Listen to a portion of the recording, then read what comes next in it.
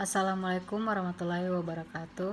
Perkenalkan, nama saya Yohana Yustika Mentari Masang, Stanbook F1181058.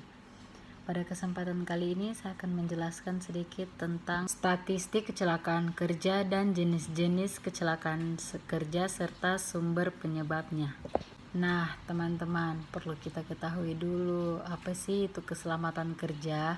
Keselamatan kerja ada rangkaian usaha kerja untuk menciptakan pekerjaan yang aman, tentram bagi karyawan yang kerja di suatu perusahaan tertentu. Berdasarkan pendapat para ahli, maka penulis dapat menyimpulkan bahwa keselamatan kerja adalah upaya dari suatu perusahaan untuk menciptakan suasana kerja yang aman dan tentram. Statistik kecelakaan kerja digunakan untuk mengukur tingkat kinerja K3 dalam suatu tempat kerja yang berkaitan dengan kecelakaan atau insiden dalam pekerjaan, serta tingkat keparahan yang telah ditimbulkan. Nah, perlu kita ketahui kebanyakan kecelakaan kerja itu disebabkan oleh tingkah laku si pekerja yang kurang berhati-hati, atau juga disebabkan karena kondisi yang kurang aman, contohnya seperti bentuk fisik ataupun dampak lingkungan. Dasar pada hasil statistik, kebanyakan kecelakaan kerja itu 5% diakibatkan beresiko, yaitu beberapa faktor lingkungan fisik bisa memunculkan kecelakaan kerja seperti mesin, pengaman penerangan yang tidak cocok, pelindung diri tidak efisien, lantai yang berminyak, dan sebagainya. Adapun jenis-jenis kecelakaan kerja yang saya dapatkan dan penyebabnya. Yang pertama itu kecelakaan karena alat pengangkutan atau lalu lintas.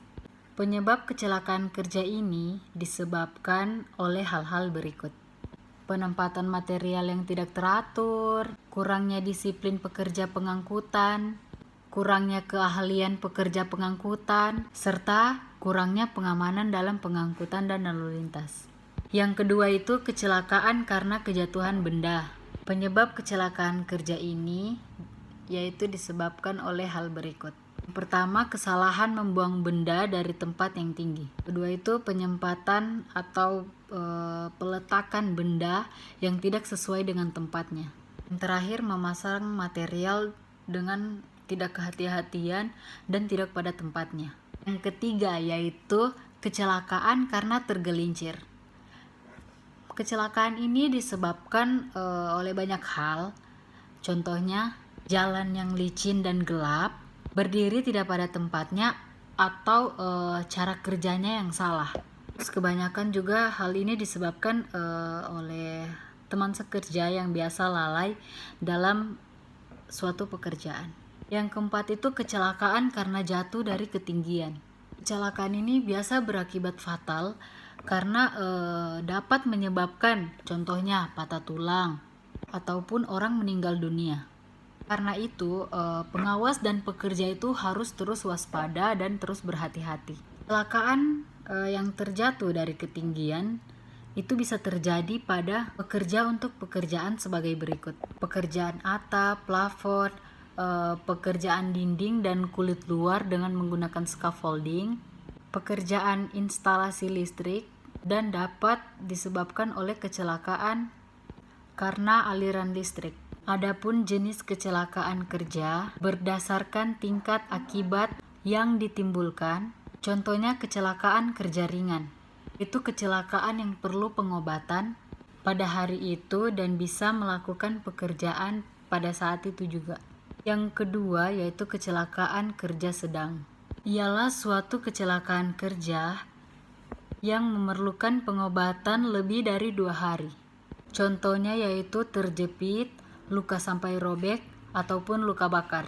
Yang terakhir yaitu kecelakaan kerja berat, yakni sebuah kegagalan kerja yang mengalami amputasi atau kegagalan fungsi tubuh.